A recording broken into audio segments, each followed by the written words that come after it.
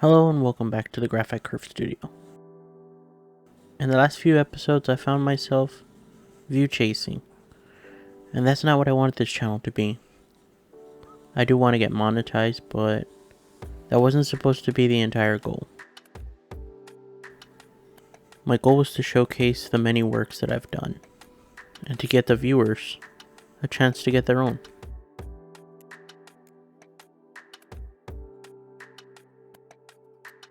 When I was working on this picture, I was rushed because of external factors, but I chose that reference because I was chasing views.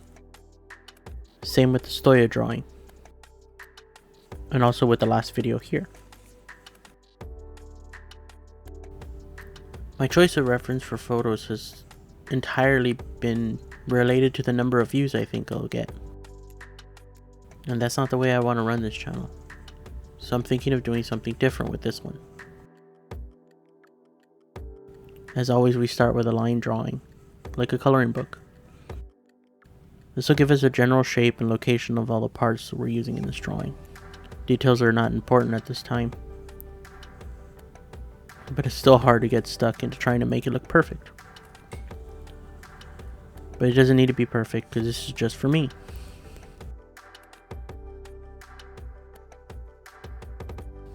In this episode I wanted to draw something just for me. To draw someone I used to know. I say that because I first saw her in the television show White Collar, and thought to myself, who is this goddess? Then she appeared in the Percy Jackson series, and she felt like a treat to see because I still didn't know her name.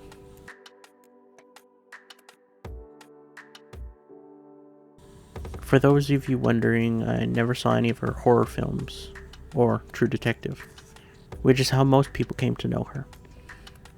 Those in San Andreas. She seems special to me, at least, because I didn't follow her socials. I didn't know everything about her life, and that made her mysterious. When we tend to obsess over celebrities and social media stars, the familiarity seems to take away the shine or the novelty, leaving only a person who's desperate for attention. And to me, that's not very attractive. We could talk about social media stars in another video. And if that interests you, you can subscribe if you want to hear more about that.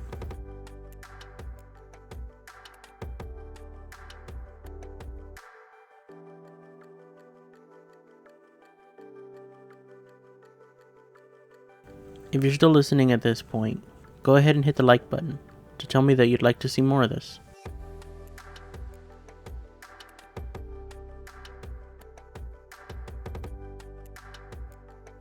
The hair isn't difficult, as it's mostly dark masses with highlights.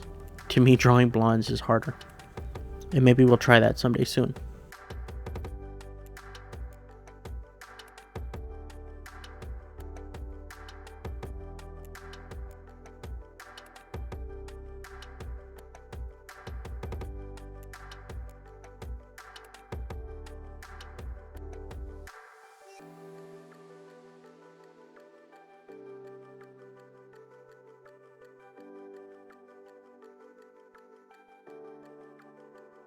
Getting the likeness in her face was very difficult.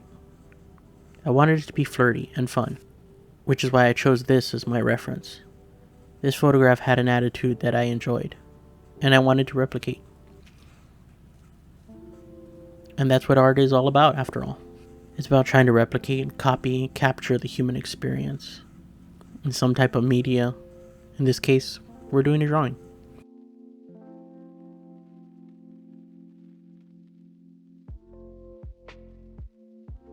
I don't think I've ever drawn a tongue before, especially in the way she has it positioned here. But I think it came out pretty well.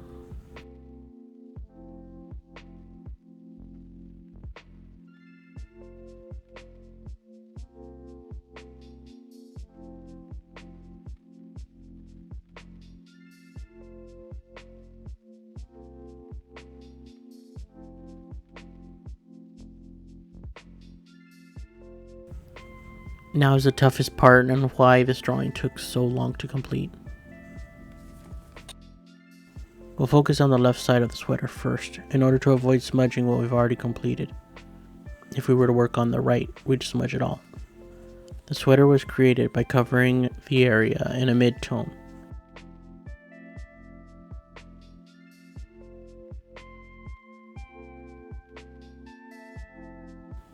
Here's where hours and hours of work are skipped.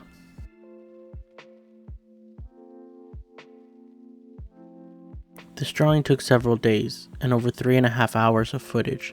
A lot of it I didn't capture because it was time spent working on the sweater. Hours and hours went unrecorded.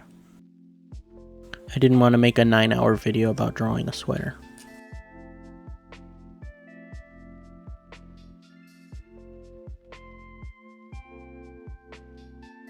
Because of this channel, drawing hands isn't difficult anymore. From Valentina and Autumn, Tiffany Taylor, and my Chrissy drawing, I've started to understand how to render hands in a believable way at any scale. While drawing this, I thought to myself, I could probably knit the sweater faster than it would take me to draw it, but I'll spare you having to watch every single minute. On the other hand, it wasn't difficult, it was just more work. In fact, it was done on a totally different day.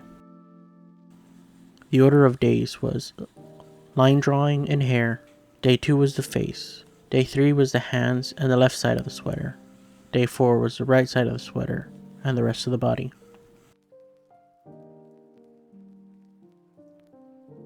But these were not consecutive days.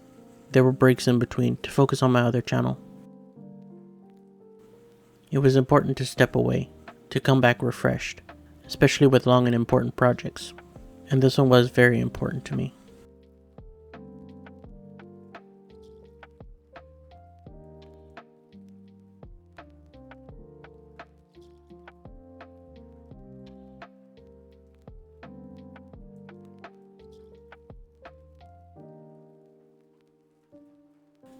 Improving your visual library, recalling images that you can see in your mind, is another way artists become familiar with complex subjects and are able to alter it with almost no effort. This is why practice matters. Whether it's in front of people or privately, it's very important.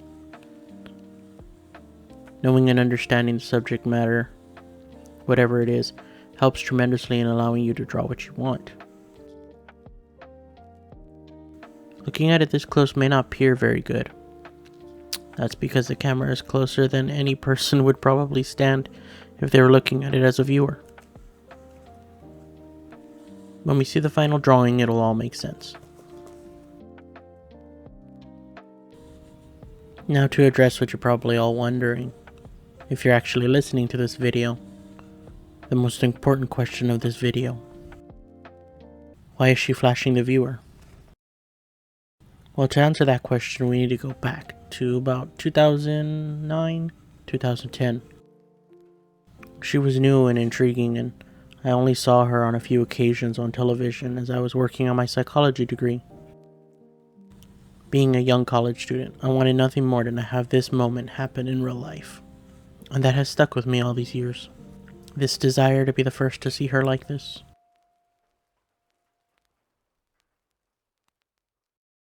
As most people know, she showed everything off in True Detective. And then the mystery was gone.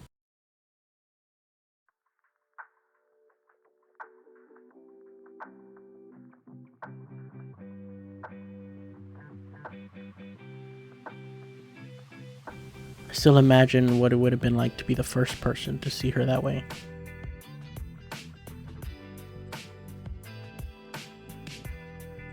And I didn't use that scene from True Detective as a reference. I wanted to make it up. I wanted to make up what I thought it would be like for me to see that all those years ago. What I thought her body would look like. Like if no one had ever seen it yet.